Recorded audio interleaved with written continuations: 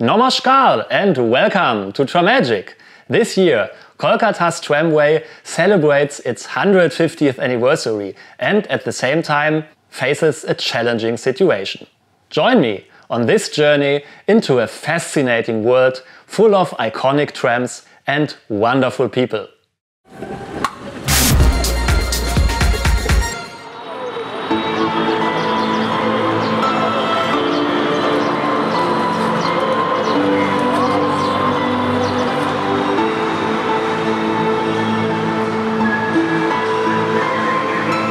The sun rises and Kolkata awakens.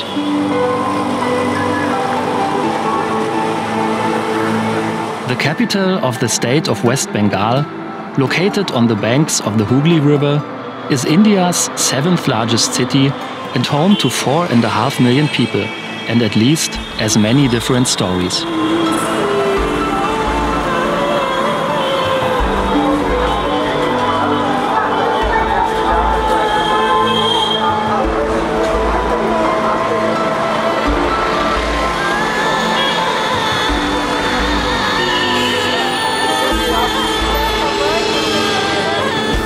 This story is one of those.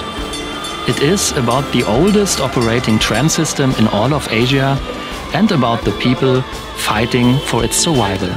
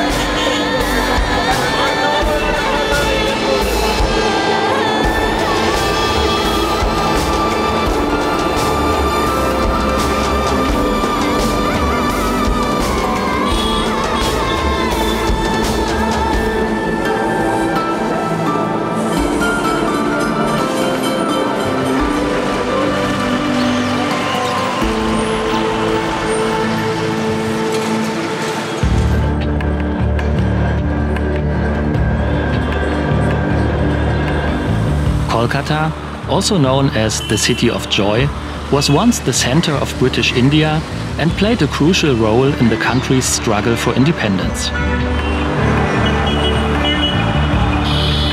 Today, the city is renowned for its rich history, cultural heritage and artistic achievements.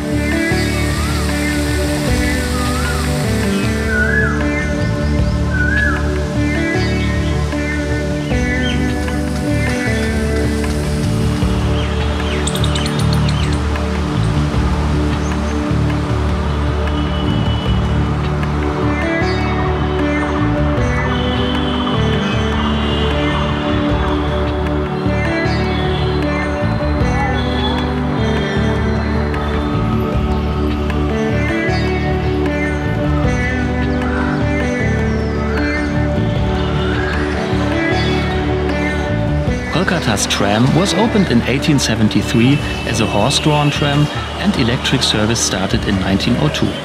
It became the backbone of public transport and an icon of the city. But in recent years it has been in steady decline. The reasons include political neglect, investment backlogs, metro construction works, staff shortage and resistance from the traffic police. In the 2010s, the network length was still at 67 kilometers. Now it has dropped to less than 20 kilometers with only 3 lines and around 10 trams in daily service.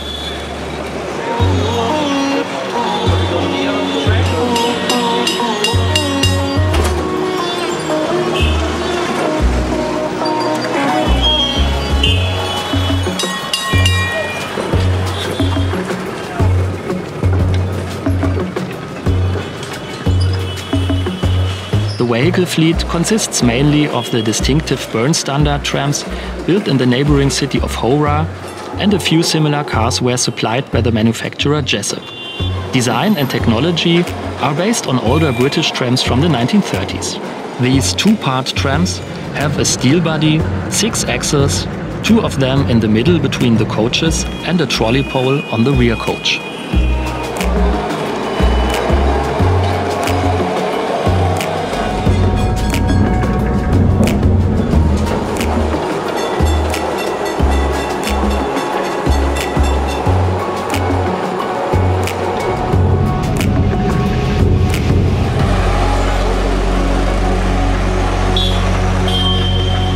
The Nona-Pukur tram workshop was opened in 1902 and serves to maintain the vehicles. From the 1940s onwards, the workshop even built its own cars.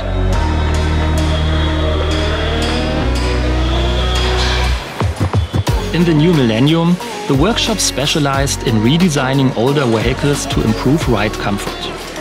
The two halves of Bern-standard trams were converted into shorter 4-axle single cars with fiber bodies.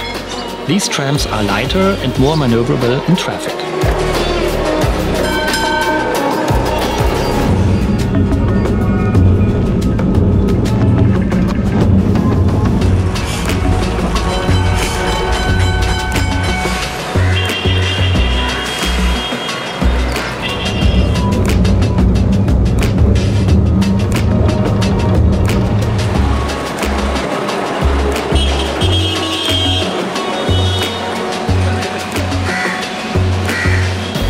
Another effort was made with the construction of several air-conditioned trams.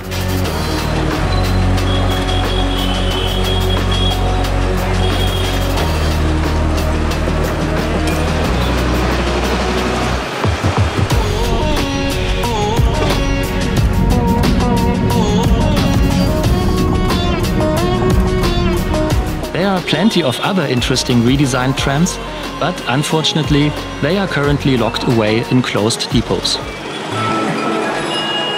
Esplanade, a traffic hub in the city center, is the starting point of tram lines 25 and 5. Their common route crosses the busy Choringi Road and runs along Lenin Sarani, partly in the opposite direction to the rest of the traffic.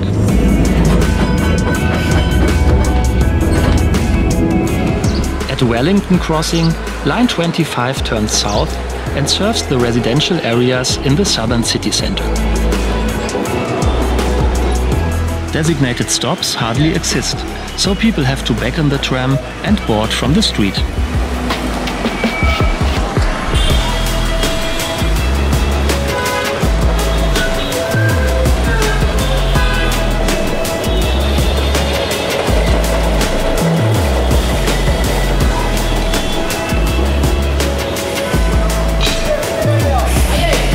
The line ends at the Garia Hut depot, where the Tram World Café, a cultural facility connected to the tram, opened in December 2022.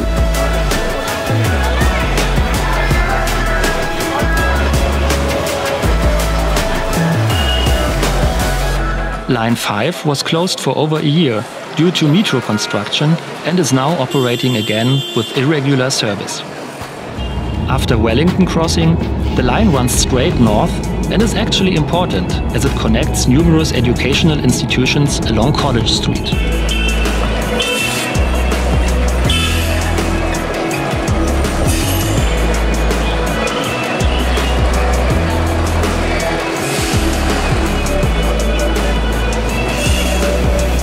The terminus is located in Shyambazar, one of the oldest neighborhoods in the north of the city.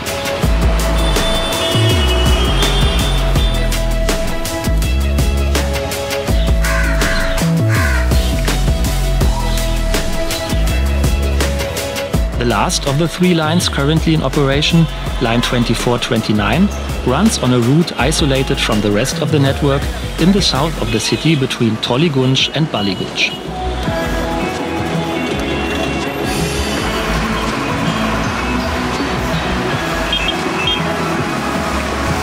Despite the fact that Kolkata suffers from traffic congestion and massive air pollution, and trams are on the rise all over the world as a sustainable and eco-friendly mode of transport, the Transport Ministry can at best only imagine a heritage service as the future for the tram. The Calcutta Tram Users Association, a civil society group, demands the modernization and expansion of the network. The tramways we consider as one of the part of our daily core. So it is the political will that will determine whether the future of the Calcutta tramways, and definitely it will depend on how much pressure we can create.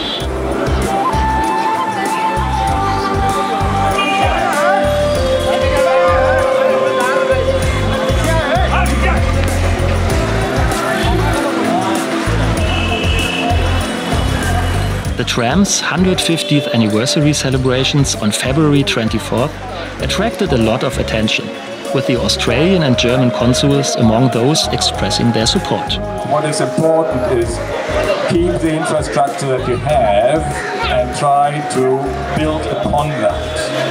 And here is something that I think my country would be very willing to discuss once again with the government of West Bengal to see whether there are possibilities for very close and technical cooperation on that field.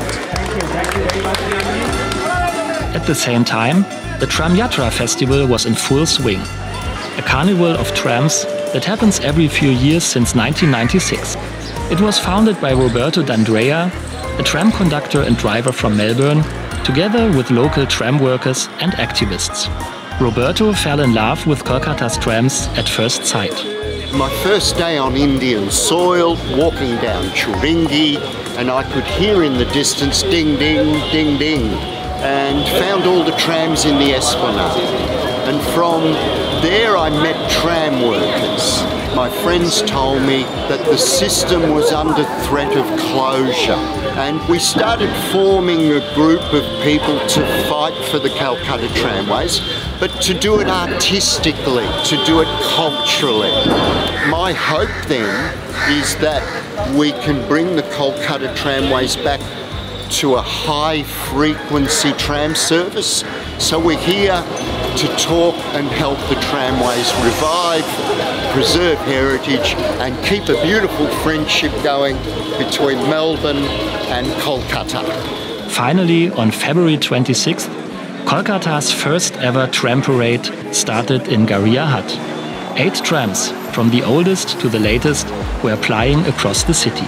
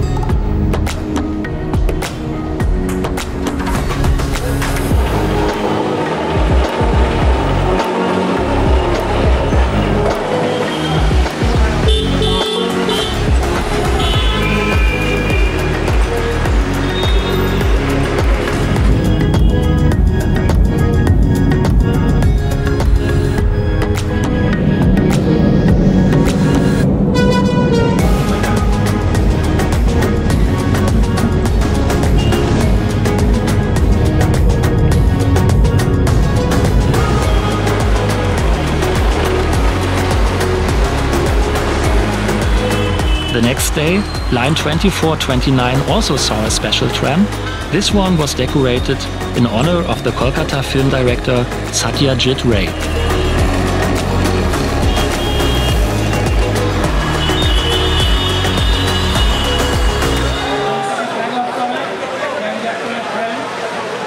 If you want to support Kolkata's trams, please sign the petition in the video description below.